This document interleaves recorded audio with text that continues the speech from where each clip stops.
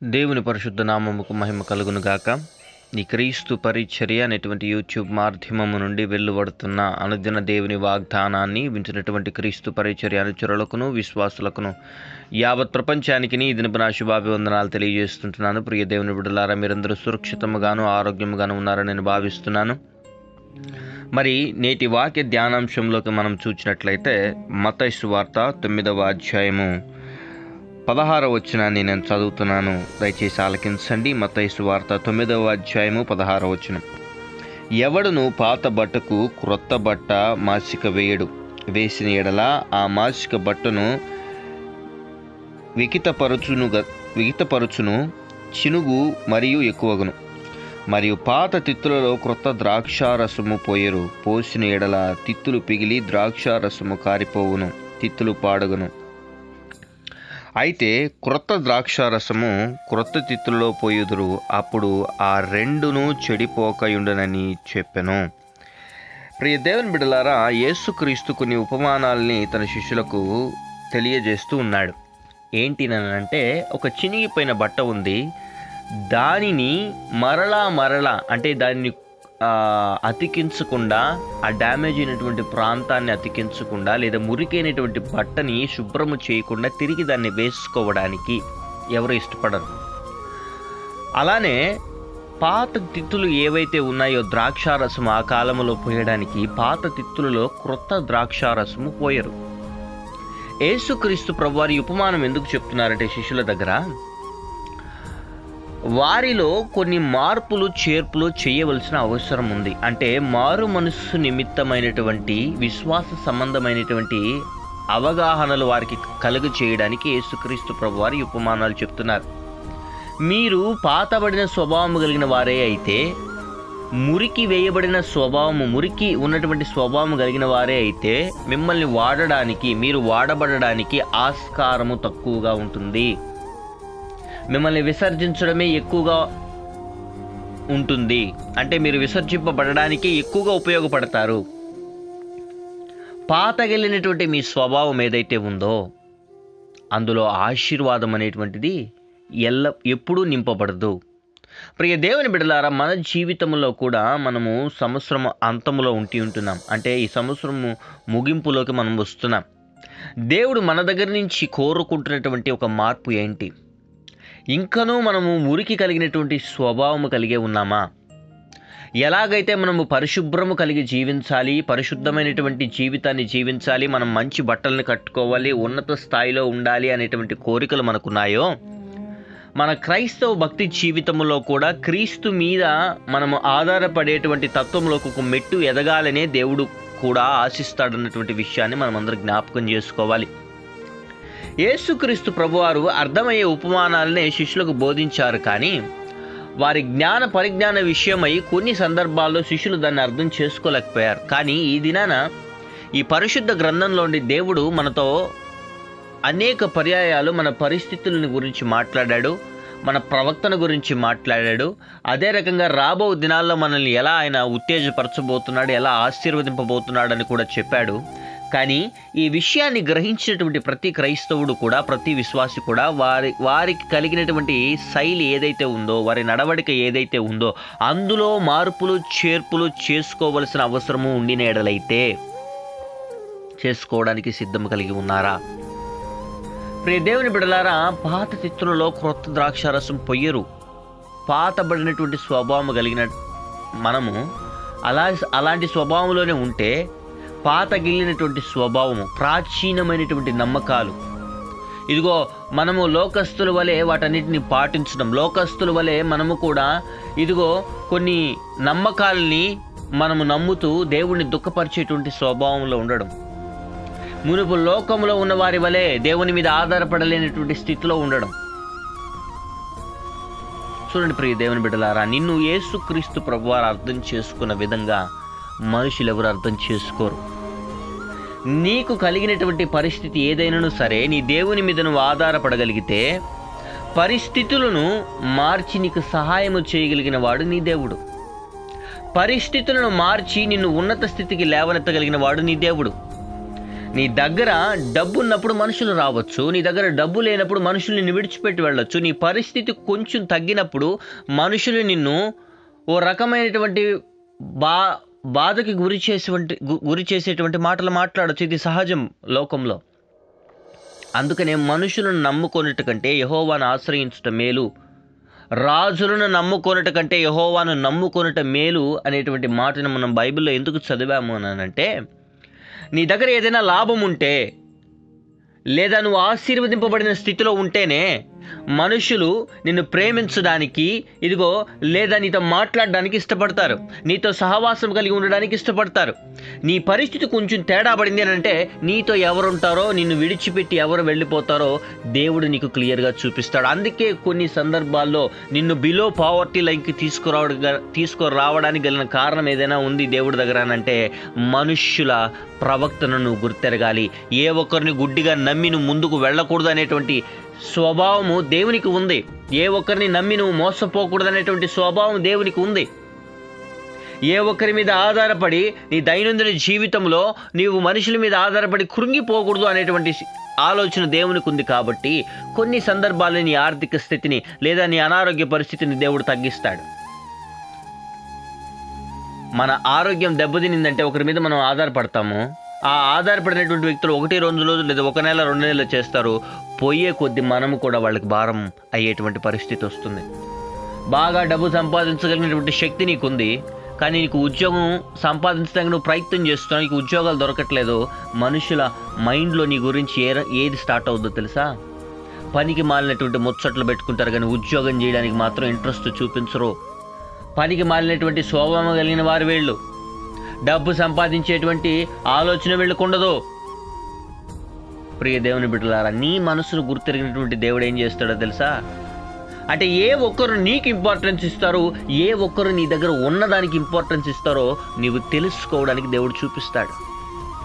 ఇంకా పాతబడిన స్వభావం అంటే మనుషుల్ని నమ్మి అందరు నన్ను అర్థం చేసుకుంటారు, అందరూ నన్ను ప్రేమిస్తారు, ఇదిగో నన్ను ప్రేమించేవాళ్ళు నాకున్నారు అనేటువంటి స్వభావం నువ్వు కలిగి ఉన్నవాడివైతే ఇది కూడా నీకు ఒక పరీక్ష లాంటిది. ఇది కూడా నువ్వు కళ్ళు తెరిచి జనాలను చూసేటువంటి స్వభావంలోకి దేవుడు నిన్ను నడిపిస్తున్నాడని అర్థం. నీవు ఆశీర్వదింపబడాలన్నది దేవుని ఆలోచనే, కానీ అది మనుషుల మీద ఆధారపడి మనుషుల ప్రేమను బేస్ చేసుకుని ఆశీర్వదింపబడేటట్లుగా దేవుని దగ్గర నడవవు. దేవుని ఆశీర్వాదం ఎట్లుంటుంది అని అంటే, నీ హృదయం తెప్పరిల్లేటట్లుంటుంది, కానీ ఆ ఆశీర్వాదం చూసి మనుషులు నీ దగ్గరకు వచ్చి నీ దగ్గర కూర్చొని ముచ్చట్లు పెట్టేటట్టు ఉండదు. ప్రియ దేవుని బిడ్డలారా, చాలామంది ఈ దినాన చాలా సమస్యలు ఎదుర్కొంటున్నారు. మీరు అనుకోవచ్చు, దేవుడు మమ్మల్ని పట్టించుకుంటున్నట్టే ఉన్నాడు కానీ ఏం పట్టించుకోవట్లేదని. కొంతవరకు కొన్ని సందర్భాల్లో దేవుడు అన్నీ మీకు రుచి చూపించడానికి ఆలస్యం చేస్తాడు. మీరు దేవుడి మీద సంపూర్ణంగా ఆనుకోవాలని దేవుడు ఆలస్యం చేస్తాడు. మనుషుల మీద ఆనుకోవాలని కాదు ఆయన ఆలస్యం చేసేది. మీరు దేవుడి మీద ఆనుకోవాలి, దేవుని వైపు చూడాలి, దేవుని మాట వినాలి. అప్పుడు మాత్రమే దేవుడు మన జీవితంలో కార్యం చేస్తాడు. పాతబడిన స్వభావం ఇంకా మనలో ఉందా? దేన్నైనా గుడ్డిగా నమ్మేటువంటి స్వభావం, మనుషుల మీద ఆధారపడేటువంటి స్వభావం, లేదా అదే పాపపు ఆలోచనలు కలిగినటువంటి స్వభావం, అపనమ్మకము కలిగినటువంటి స్వభావం, అవిశ్వాసము కలిగినటువంటి స్వభావం ఉందా? నీ చేయిని ఎప్పుడు పైగానే ఉంచుతాను దేవుడిని వాగ్దానం చేశాడు, కానీ కిందగా ఉంచుతానని ఎక్కడ బైబిల్లో చెప్పలేదు. అలా చెప్పని దేవుడు నిన్ను తృణీకరించి నిన్ను వెలివేస్తాడు ఆ మనుషుల్లాగా. నీ దగ్గర డబ్బు ఉన్నప్పుడు, నీ దగ్గర ఆశీర్వాదం ఉన్నప్పుడు నీ దగ్గరకు వచ్చి తొంగి చూచి నిన్ను కౌగులించుకునేవాడా నీ దేవుడు? ఈ వాక్యాన్ని వింటున్న ప్రియ సహోదరి సహోదరుడా, ఈ మాటలు నీకోసమే. పాతబడిన స్వభావం కలిగి ఉన్నావా? మురికి స్వభావం కలిగి ఉన్నావా? ఇంకను ఇదిగో ప్రతి దానిని కూడా నీవు మనుషులకి విషాదపరిచిన ఎడల, అంటే ప్రతిదాన్ని నువ్వు ఎక్స్ప్లెయిన్ చేసిన ఎడల మనుషులు ఏం చేస్తారని అంటే, నువ్వు వాళ్ళకి ఇచ్చేటువంటి ఇంపార్టెన్స్ని కూడా వాళ్ళు అర్థం చేసుకోరు. నెక్స్ట్ ఏం చేస్తారని అంటే, నీ స్థితిని బట్టి నువ్వు దిగజారిపోయినటువంటి స్థితిలో ఉన్నావనేటువంటి విషయాన్ని గ్రహించినటువంటి మనుషులు ఏం చేస్తారని అంటే, నిన్ను ఒంటరి చేయడం స్టార్ట్ చేస్తారు, నిన్ను ఇంకా బాధపరచడం స్టార్ట్ చేస్తారు, నిన్ను ఇంకా గాయపరచడం స్టార్ట్ చేస్తారు. అందుకే నీవు ఆధారపడవలసిన ఆయన మీద ఆధారపడితే నీవు నమ్మవలసినటువంటి ఆయన్ని నమ్మితే ఖచ్చితంగా దేవుడు నీ జీవితంలో కార్యం చేస్తాడు. ఖచ్చితంగా దేవుడు నీ జీవితంలో ఉన్నత స్థాయిని ఇస్తాడు. ఈ కడవరి దినాల్లో మనం గుర్తుపెట్టుకోవాల్సింది ఒకటి, ప్రియ దేవుని బిడ్డలారా, నాకు ఇది లేదా అది లేదా అనేటువంటి మనుషులతో మనకు సహవాసం వద్దు. అంటే ఇది ఉంటేనే మేము నీతో ఉంటాం, ఇది ఉంటేనే మేము నీతో ఉంటాం, ఇది ఉంటేనే మేము నీతో ఉంటాం, ఇది ఉంటేనే మేము ముందుకెళ్తాం అనేటువంటి మనుషులు ఎవరైనా సరే, రేపటి రోజు నీ పరిస్థితి ఒకవేళ అన్నీ బాగుంది ఇప్పుడు ఓకే, రేపటి రోజు కొంచెం తేడా పడ్డావంటే నువ్వు ఆ పరిస్థితి ఏంటో ఒకసారి ఆలోచించు. పరిస్థితిని ఆలోచించు. ఈ దినాన డబ్బు అందరికీ అవసరమే, డబ్బు ప్రాధాన్యత కాదు. ఉద్యోగం అందరికీ అవసరమే, ఉద్యోగం ప్రాధాన్యత కాదు. రేపటి రోజు నువ్వు ఇక్కడి నుంచి ఎత్తబడిన తర్వాత పైకి వెళ్ళిన తర్వాత నువ్వు పైన నిలబడుకోంటే నీ ఉద్యోగ రీతిగా, నీ డబ్బు రీతిగా కేడర్ ఉండదు అక్కడ. నీకున్నటువంటి ఉద్యోగము, నువ్వు ఉన్నటువంటి డబ్బు స్థితి ఏదైతే ఉందో, నువ్వు ఇక్కడ భూమి మీద కన్ను మూసాక పైకి వెళ్ళాక నీకు అక్కడ ఏమీ ఉండవు. నిలబడాల్సిందే నువ్వు లైన్లో. నువ్వు రక్షించినటువంటి ఆత్మల నిమిత్తమై, నీవు దేవుని మీద కనపరిచినటువంటి విశ్వాసం నిమిత్తమై, దేవుని మీద నువ్వు ఆధారపడి భక్తి జీవితం నుండి తొలగిపోకుండా ఉండేదాని నిమిత్తమై మాత్రమే నీకు అక్కడ తీర్పు ఉంటుంది. ఇక్కడ ఈ లోకంలో మనం ఎన్ని ఆటలాడినా సరే, తాత్కాలికమైనటువంటి జీవితం కోసం మనం ఎంత ప్రయాసపడినా చిల్లు సంచిలో వేసినట్లే ఉంటుంది. పాతబడిపోయినటువంటి స్వభావం అంటే మమ్మల్ని కష్టపడి సంపాదించొద్దంటారా, మమ్మల్ని సుఖంగా జీవించొద్దంటారా అంటే నేను దానికి విరుద్ధమైనటువంటి మనిషిని కాదు. కానీ ఏది ఎంతవరకు అవసరమో అంతవరకు మాత్రమే దేవుడు నీకు ఇస్తాడన్నటువంటి విషయాన్ని జ్ఞాపకం చేసుకోండి. అధికముగా నేను ఆశీర్వదిస్తే దేవుడిని విసర్జించి దేవుడికి విరుద్ధంగా నిలబడే స్వభావం కలిగిన వారం మానవులం. ఏమీ ఈగిపోయినా మాకేమీ ఈలేదు దేవుడు, మమ్మల్ని ఇదిగో అడుగు తినే స్టేజ్లో నిలబెట్టాడు దేవుడు అని దేవుడి మీదే తిరుగుబడే స్వభావం కలిగిన వాళ్ళం మనం. కొన్ని సందర్భాల్లో దేవుడు అన్నీ రుచి చూపిస్తాడు, ఆశీర్వదించి చూపిస్తాడు, కొంచెం పేదరికాన్ని చూపిస్తాడు, మనుషుల స్వభావాన్ని చూపించడానికి నేను ఎత్తి కిందే వేస్తాడు, కొన్నిసార్లు పగలగొడతాడు. పగిలిపోయిన దాన్ని ఎవరు కోరుకుంటారు? ఎవరు కోరుకోరు. మంచిగా ఉన్నదాన్ని కోరుకుంటారు. నువ్వు పగిలిపోయిన దాన్ని ఎంత అతికించినా సరే ముందున్నటువంటి షేప్ దానికి రాదు. కానీ నిన్ను చెక్కినటువంటి శిల్పకారుని దగ్గరికి నువ్వు వెళ్ళగలిగితే, నీ జీవితాన్ని మార్చగలిగినటువంటి దేవుని వైపు నువ్వు చూడగలిగితే, ఏ మనుషులు నిన్ను విసర్జించారో, ఏ మనుషులు నీ స్థితి తక్కువగా ఉందని ఎగతాళి చేశారో, ఏ మనుషులు ఇదిగో నీకున్నటువంటి స్థితిలో, నువ్వు నలిగిపోతున్నటువంటి స్థితిలో ఇతరులకు వెలుగును పంచినా సరే ఇతరులు దాన్ని గ్రహించకుండా నిన్ను గాయపరిచారు, ఆ మనుషుల ముందే నీ తలెత్తుతాడు, ఆ మనుషుల ముందే నిన్ను హెచ్చిస్తాడు. నీ మురికి స్వభావాన్ని వాళ్ళ ముందే కడిగి నిన్నొక హిమము వలె మార్చి నిన్ను ఉన్నత స్థితిలో ఉంచుతాడు. ఫైనల్గా నేను చెప్పదలుచుకుంది ఒకటే, మీకు ఇది లేదు అది లేదని బాధపడడం కాకుండా రాబో సంవత్సరంలో దేవుడిచ్చే ఆశీర్వాదాలను మీరు పొందుకోవాలి అంటే ఇంకా పాత స్వభావము కలిగి మీరు ఉన్నట్లయితే తస్మాత్ జాగ్రత్త, దేవుడు మీతోనే మాట్లాడుతున్నాడు. నా జీవితంలో నేను ఎదుర్కొన్న పరిస్థితుల నిమిత్తమై ధైర్యం కలిగి నేను చెప్తున్నాను, యేసయ్యని నమ్మినంత గట్టిగా మనుషుల్ని నమ్మద్దు. నా ధైర్యం, నా స్థైర్యం, నా నమ్మకం ఈ రోజుకి నా దేవుడే. నా స్థితిని మార్చి నన్ను ఉన్నత స్థితిలో ఉంచగలిగినటువంటి సమర్థుడు నా దేవుడు అనేటువంటి ఆలోచన, ఆశ కలిగి ముందు కొనసాగిపోతున్నాను నేను. నాతో పాటు మీరు కూడా అదే రకమైనటువంటి ఆశ కలిగి ఉండాలని, అదే రకమైన తృష్ణ కలిగి ఉండాలని, దేవుడి మీద ఆధారపడేటువంటి స్వభావం కలిగి ఉండాలని కోరుకునే ఆత్మీయ దైవదాసుడిగా నేను మిమ్మల్ని హెచ్చరిస్తున్నాను. మన పరిస్థితి అంతా దేవునికి తెలుసు, మనుషులకు తెలియాల్సిన అవసరం లేదు. మనుషులు ఎవరికి మనం ఎక్స్ప్లెయిన్ చేస్తే ఎగతాళైపోతాం. మన పరిస్థితిని ఎక్స్ప్లెయిన్ చేశామనంటే మనుషులు ఖచ్చితంగా ఎగతాళైపోతాం మనం. తస్మాత్ జాగ్రత్త. మళ్ళీ చెప్తున్నాను నేను, మీ పరిచయాలు మనుషులతో పెంచుకోవద్దని నేను అన్ను. ఎంతవరకు ఉండాలో అంతవరకే ఉండండి. అప్పుడు దేవుడు మిమ్మల్ని ఆశీర్వదిస్తాడు, దీవిస్తాడు, ఉన్నత స్థితిలో ఉంచుతాడు.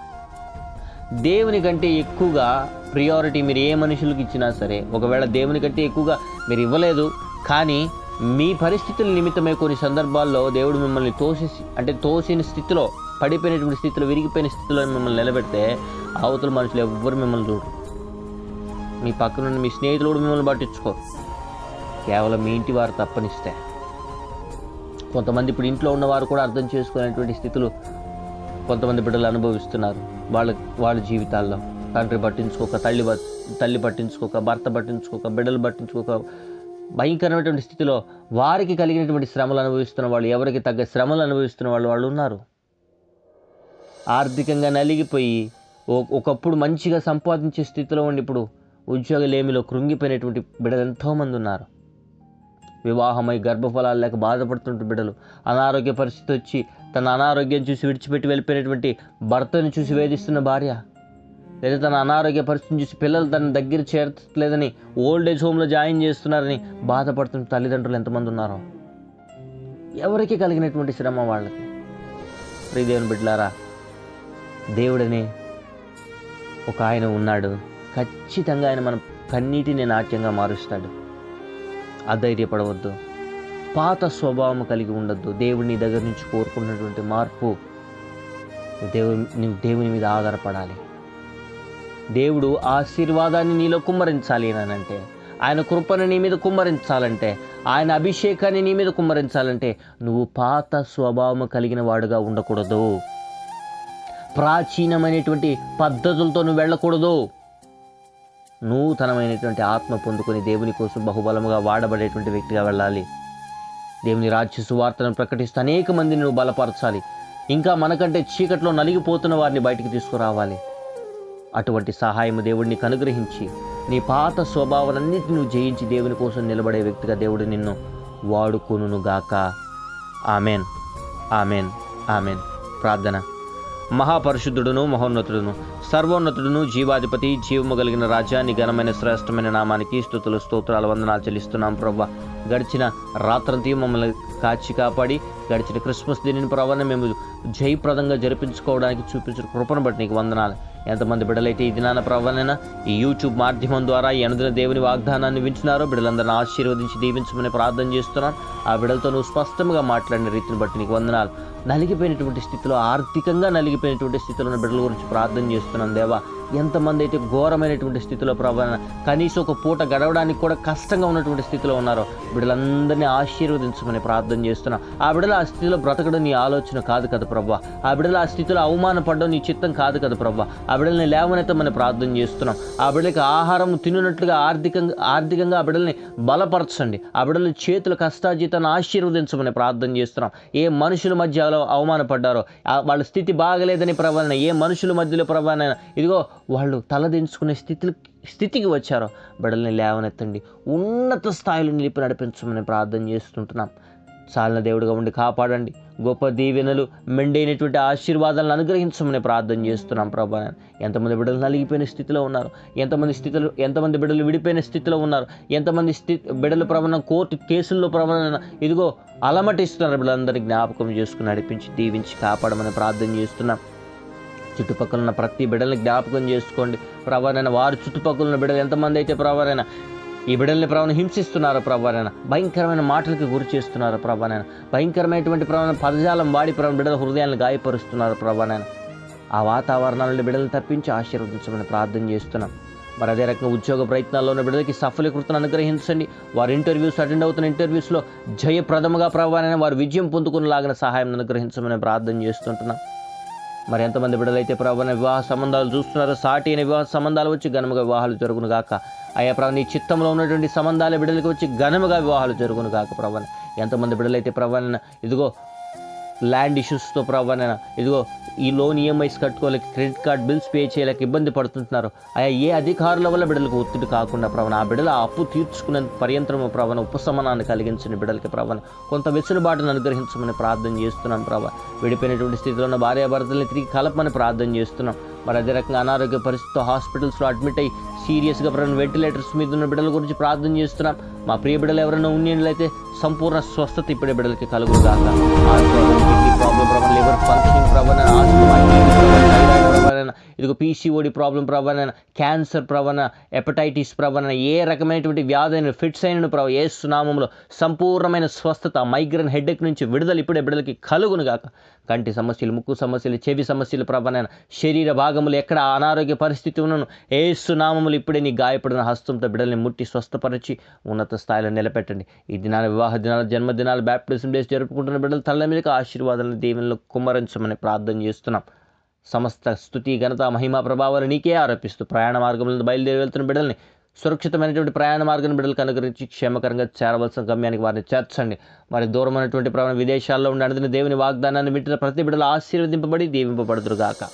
శుభములు, దీవెనలు ప్రతి బిడ్డ మీద ప్రభని కుమ్మరించి ప్రభను ఉన్నత స్థితికి వారిని లేవనెత్తమని ప్రార్థన చేస్తున్నాం. సమాధానకర్త నీ సహాయాన్ని అనుగ్రహించి ప్రతి కుటుంబంలో సంతోషాన్ని ప్రభని దయచేయమని, పరీక్షల కోసం సిద్ధపడుతున్న బిడ్డలకి ప్రభావం జయప్రదమైనటువంటి ప్రభావాన్ని విజయాన్ని అనుగ్రహించి ప్రభావం బిడ్డలను ఉన్నత స్థాయిలో నిలబెట్టమని, పరీక్షలు రాసి ప్రతిఫలాల కోసం ఎదురు చూస్తున్న బిడ్డలు, అది ఉద్యోగ నిమిత్తమైన, చదువు నిమిత్తమైన బిడ్డలకు ఉన్నత స్థాయిలో, ఉత్తీర్ణత స్థాయిలో ఆశీర్వాదాన్ని అనుగ్రహించి నడిపించి కాపాడమని, స్తుతి, ఘనత, మహిమా ప్రభావాలనికి ఆరోపిస్తూ యేసయ్య పరిశుద్ధమైనటువంటి నామమున ఈ ప్రార్థన విన్నపములు అడిగి పొందుకుని ఉన్నాం మా ప్రియ పరలోకపు తండ్రి.